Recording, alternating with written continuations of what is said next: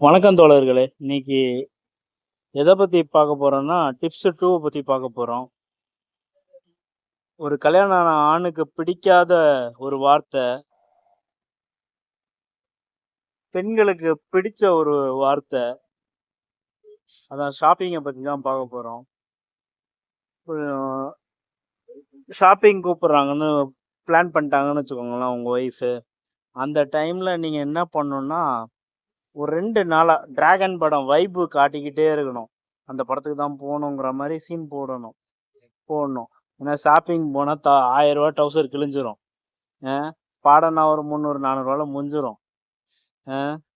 அதனால வைப்பு காட்டிக்கிட்டே கடைசியில் இந்த படம் பார்க்குற மாதிரி அவங்கள மாற்றிடணும்.